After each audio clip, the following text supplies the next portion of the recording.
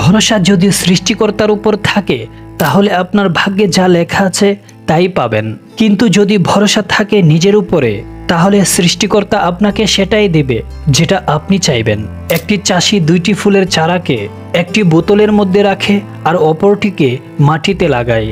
মাটিতে থাকা গাছটি স্বাভাবিকভাবেই বাড়তে থাকে, কিন্তু বোতলের মধ্যে থাকা গাছটি ততটুকুই বেড়েছে যতটা কিনা বোতলের সাইজ। আমরা সবাই জানি এমনটা কেন হয়েছে। বোতলের দেওয়াল ডালগুলোকে বাধা দিয়েছে, আর ওই বাধার কারণেই ডালগুলো বড় হতে পারেনি। আমাদের সাথেও ঠিক এমনটাই হয়ে থাকে। আমরা আমাদের চিন্তার গণ্ডির বাইরে যেতেই পারি না। উইলিয়াম শেক্সপিয়ার বলেছিলেন, জীবন হলো আমাদের চিন্তারই ফল। হেনরি ফোর্ড বলেছিলেন, যদি আপনার মধ্যে বিশ্বাস থাকে আপনি করতে পারবেন, তাহলে সেটা আপনি করে নেবেন। আর যদি আপনি আপনার অসফলতাকে বিশ্বাস করেন তাহলে আপনি ঠিকই ভাবেন। সত্যি সবকিছু বিশ্বাসের উপর নির্ভর করে। আমাদের চিন্তাকে বড় করতে হবে, নিজের উপর বিশ্বাস তো করুন।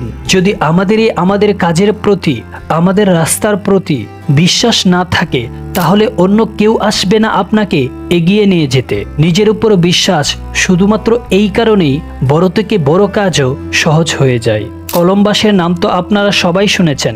কলম্বাস যখন পৃথিবীর অন্য প্রান্ত খুঁজতে বের হয় তখন সে এই বিশ্বাস নিয়ে বের হয়েছিল সে নতুন পৃথিবী খুঁজেই ফিরবে। আর তার আত্মবিশ্বাস এত বেশি ছিল, তার বিশ্বাস ছিল সে সফল হবে। রাস্তায় চলার সময় যখন বাধা আসে তখন তার সাথের লোকজন বলে, ফিরে চলুন, কোনো কিছু পাওয়া যাবে না, শেষে হয়তো জীবনটাই হারাতে হবে। কিন্তু কলম্বাস কোনো কিছুই শুনেনি, কারণ তার বিশ্বাস ছিল সে একটা নতুন দুনিয়াকে খোঁজ করেই ছাড়বে। কিছু দূর যাওয়ার পর তার সাথীরা তাকে ছেড়ে যাওয়ার কথা বলে, কিন্তু শেষ পর্যন্ত কলম্বাস তার লক্ষ্যে পৌঁছে যায়। থমাস এডিসন, ভাবুন তো তার আত্মবিশ্বাস কতটা! একবার, দুবার, তিনবার, 10 বার নয়, 100 বার নয়, তার মধ্যে কি এমন ক্ষমতা ছিল যা তাকে বারবার হেরে যাওয়ার পরেও আরও একবার চেষ্টা করার জন্য এনার্জি দিত। এতবার হেরে যাওয়ার পরেও ওই আত্মবিশ্বাসের শক্তি তাকে সাহস দিয়েছে। তার নিজের প্রতি বিশ্বাস ছিল, সে দেখতে পেত একটি বাল্ব জ্বলছে আর সেখান থেকে আলো দিচ্ছে, আর ওই বিশ্বাসই তাকে সফল বানিয়েছে। একবার ভেবে দেখুন তো, সে যদি হার মেনে নিত তাহলে কি হতো? ভাবুন, যদি কলম্বাস হার মেনে নিত তাহলে কি হতো?